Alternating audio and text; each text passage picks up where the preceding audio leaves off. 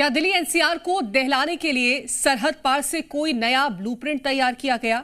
सवालों की काफी लंबी फहरिस्त है, लेकिन इस बीच पाकिस्तान की खुफिया एजेंसी आईएसआई और मुनीर गैंग के उस खौफनाक प्लान का पर्दाफाश हुआ जो देश की राजधानी में आतंक का नया नेटवर्क खड़ा करना चाहते थे। लेकिन दिल्ली पुलिस की स्पेशल सेल ने 12 संदिग्धों को दबोचकर इस नापाक मंसूबे को नेस्तनाबूद कर दिया।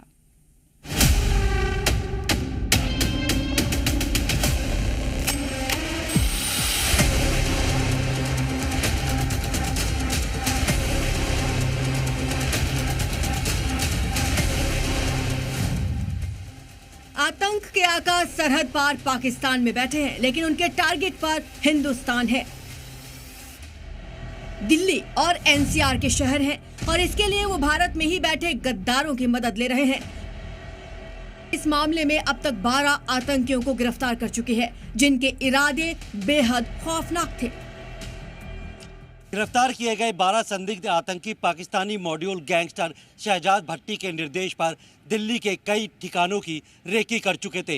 इन सबको शहजाद भट्टी ने अलग अलग टास्क दिया हुआ था। कुछ लोगों को पुलिस वालों की टारगेट किलिंग करनी थी, तो कुछ लोगों को आतंकी संगठन तहरीके तालिबान हिंदुस्तान के प्रचार प्रसार का जिम्मा सौंपा था। स्पेशल सेल अब इस पूरे मॉड्यूल से जुड़े बाकी लोगों की पहचान करने में जुट गई है। दिल्ली पुलिस की स्पेशल सेल ने मुनीर और उसके आतंकियों के मंसूबों को नाकाम कर दिया। पुलिस और जांच एजेंसियों ने इस मामले में 2 दिन के अंदर 12 संदिग्ध आतंकियों को गिरफ्तार किया।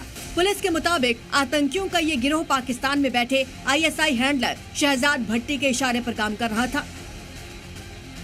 संदिग्ध आतंकियों से जांच एजेंसियों ने पूछताछ की तो कई अहम खुलासे हुए। इसमें सामने आया कि आरोपियों को दिल्ली और पड़ोसी राज्यों में पुलिस जवानों पर हमला करने का टारगेट दिया गया था। इसके अलावा युवाओं को आतंकी टीम में शामिल करने की जिम्मेदारी दी गई थी। इसके अलावा इन लोगों को भारत में तहरीके तालिबान के प्रचार प्रसार का जिम्मा दिया गया था। गिरफ्तार आतंकियों की निशानदेही पर पुलिस ने इनके कब्जे से भारी मात्रा में हथियार और गोला बारूद बरामद किया है।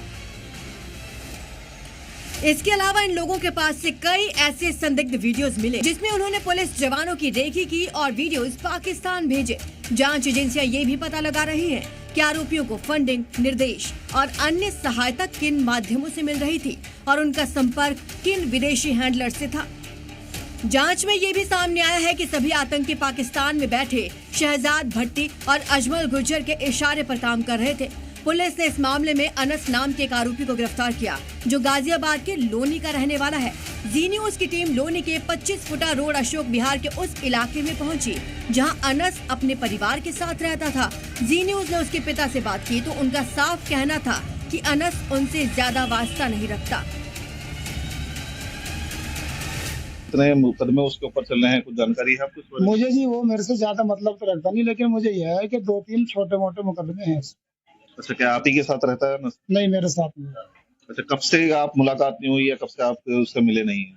मेरे से तो ये तकरीबन वो 6 महीने पहले वो आया था यहाँ पे, तो कह के यूँ कह रहा था जी वो मैं वेल्डिंग के काम में जा रहा हूँ पंजाब। अशोक विहार के इस गली में रहने वाले लोग हैरान हैं। उन्हें इस बात की भी जानकारी नहीं है कि अनस का पाकिस्तानी आतंकियों से कनेक्शन है।